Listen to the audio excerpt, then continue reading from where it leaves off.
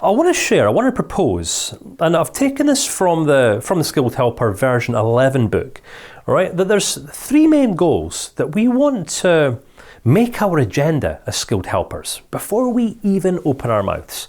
Right, goal number 1 is to enable positive, life-improving outcomes within people, within ourselves, within our children, within our followers, within the people that we're managing or leading or whatever, coaching, right? To enable positive life-improving outcomes. Our goal, before all things, must be, if we want to be effective, it must be to help people manage their problems in living life more effectively and develop unused or underused resources and opportunities more fully at the service of life-enhancing outcomes. Now, I've taken this word for word from the Skilled Helper book, not because I'm being Mr. Cadbury's parrot, right, but because this is one of the agendas that I take into every single relationship that I enter into in life. I embodied these principles and made them my own probably in excess of a decade ago. And all I can say is that, I don't have a problem building relationships with people. And all I can share with you now is the experience that I've had and the benefits that I've found in embodying these goals and making these goals my own personal agenda in life. The second goal, learning how to help oneself. The idea here is that if you can't help yourself, if you're a bit of a train wreck, then how is it that you would ever propose to help someone else? I mean, I've been in the industry for long enough to see this time and time again. I have come across failed entrepreneurs and people who set up businesses to fail miserably, once or twice or 3 times, and then take a coaching program and then become a business coach, right? Right, okay, let's just break this down a little bit. You might be an aspiring business coach that doesn't have any proven track history of building successful businesses. I guess the idea here is, how integral do we want to be? Say for example, you want to, at some point in the future, help people to build healthier marriages. How is it you would propose to do that unless you yourself had learned the principles that need to be embodied in order to build and sustain a healthy marriage? Would you go to someone who has never raised children for parenting advice? And the answer is no. When it comes to, us ourselves looking for wisdom and insights, we're looking for those who have experience and wisdom, not just some people who've read a book. All right, so this is why we kind of really urge this as being the second goal that you want to really embody. You've got to master the art of learning how to help yourself. So the question you can ask right now is, how many unsolved problems do you have in your life? Right, stop for a second. This is the first bit of self-reflection in the course. How many unsolved problems do you currently have in your life? Do you have an unsolved problem that has been a perpetual problem for a number of years, i.e. one of these problems that just never goes away? Do you have this problem that every time you see someone or meet someone, you talk about this problem all of the time? Because we all know people like this who kind of tend to live in the past. And if you have a problem like this, then we can assume that right now you're not particularly effective at helping yourself. Therefore, you can't possibly be effective at helping other people. All right, it's very practical. But it also gives you context for being integral and credible as a skilled helper. All right. So, goal 1, to enable positive life-improving outcomes in other people. Goal 2, learning how to help oneself, take responsibility for your own stuff. And goal number 3, developing a prevention mentality. All right, let me explain this for a second. This is where we get to the stage in our own development and growth where we're able to help people develop an action-orientated and proactive mentality that will allow them to take decisive action towards their future aspirations and goals without calling upon further skilled assistance.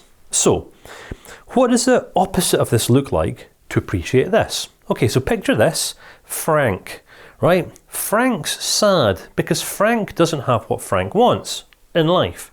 Frank failed in marriage, he failed to connect with his kids, and he's really sad about it. So, Frank goes to speak to a therapist, and he talks about how he feels for years on end. Because in Frank's eyes, and from Frank's perspective, how he feels, his emotions, are the most important thing in the whole world. So he talks about how he feels. And a therapist helps Frank to talk about his problem from multiple different perspectives. So what Frank becomes is an expert in his problem.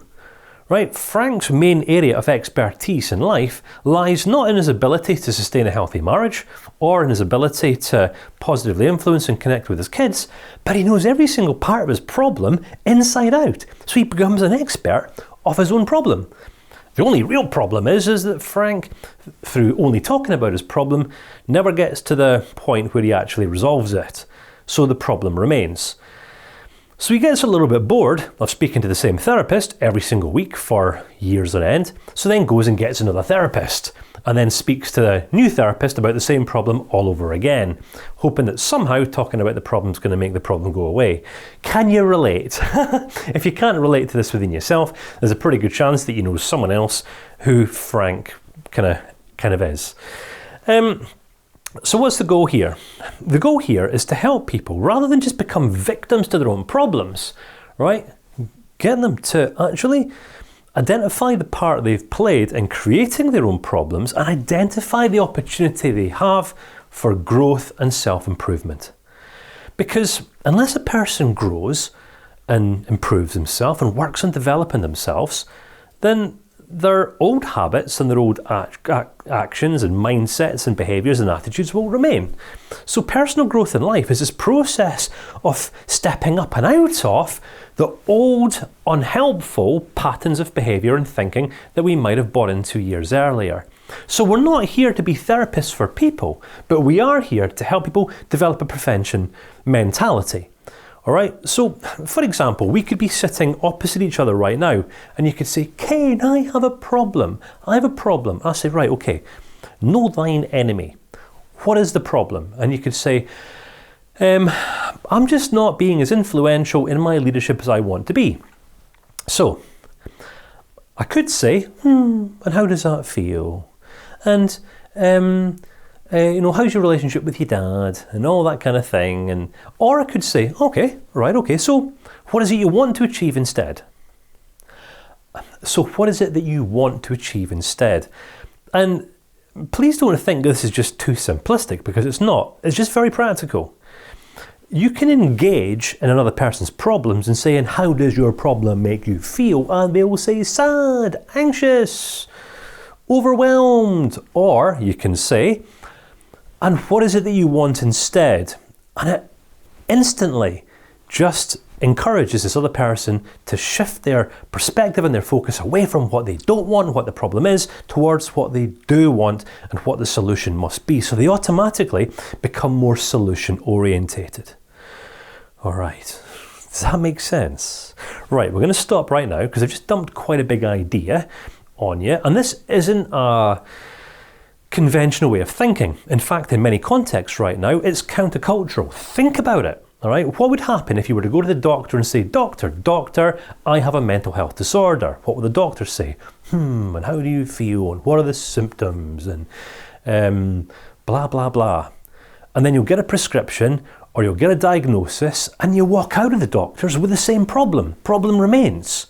All right, so what we're offering and what we're exploring here is the process and the methodology and the mindset that we've got to develop to grow out of problems and problematic ways of thinking. Because guess where it is that problems only exist? Problems don't exist in your outside world. Problems don't exist in your marriage. Problems don't exist in your career. Problems don't exist between you and your kids. Problems don't exist in the business that you haven't built yet, or the impact that you haven't made yet. Problems only exist inside of your mind, which means if you can become more effective at managing this mind and become more, prevention focused, then you get to play the central role in overcoming your own problems in life, which is what will equip you and educate you in how it is that you can most effectively help other people to establish life-improving outcomes in their lives.